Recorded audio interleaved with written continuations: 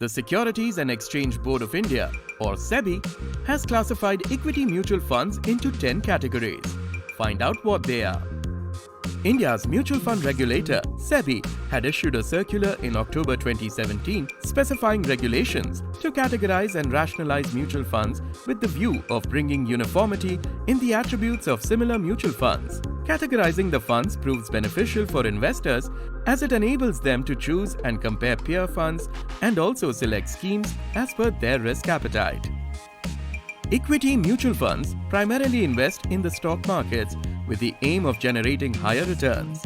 In this type of investment across various categories, a minimum of 65% of the assets are invested in equities and equity-related instruments. Now let's look at the types of equity schemes categorized by SEBI.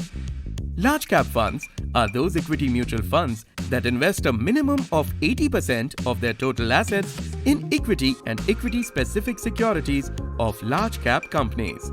Large cap companies rank 1 to 100 in terms of full market capitalization. The next two categories of equity mutual funds are mid-cap and small-cap funds. Both of these typically invest a minimum of 65% of their total assets in equity securities of mid and small cap companies respectively. Mid-cap companies are those that rank from 101 to 250 in terms of full market capitalization, whereas small cap companies rank from the 251st and onwards position in full market capitalization.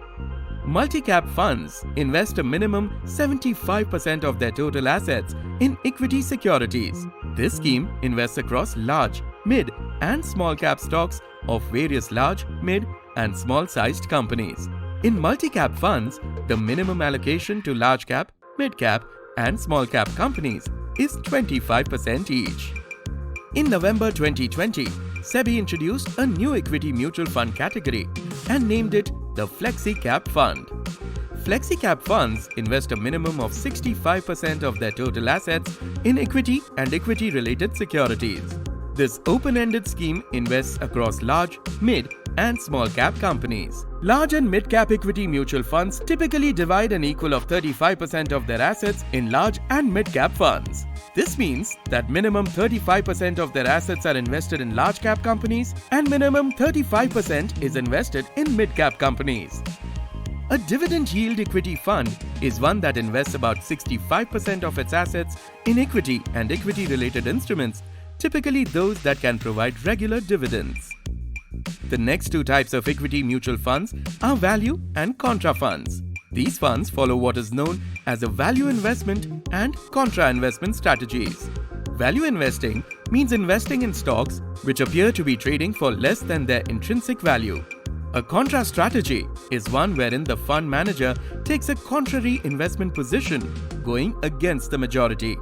Like most equity schemes, these funds also invest minimum of 65% of its assets in equity and equity-related securities. As the name suggests, a sectoral or thematic equity mutual fund is one that invests in equity securities of specific themes and sectors. This type of fund invests minimum 80% of its total assets in equity securities. A focused equity fund, like most other equity funds, invests minimum 65% of its assets in equity securities. The catch, however, is that the focus is on the number or quantity of large, mid, small and multi-cap stocks. The maximum quantity of stocks permitted is 30 stocks. Last, but by no means the least, the final equity mutual fund scheme categorized by SEBI is the Equity Linked Savings Scheme, or ELSS, which invests a minimum of 80% of its total assets in equity securities. This scheme is the only one which comes with a mandatory lock-in period of 3 years. ELSS investments permit deductions of up to Rs 1,50,000 per annum under Section 80C of the Income Tax Act. Investing in equity mutual funds is considerably risky, but the right investment can help you accrue high returns. Mutual fund investments are subject to market risks. Read all scheme-related documents carefully.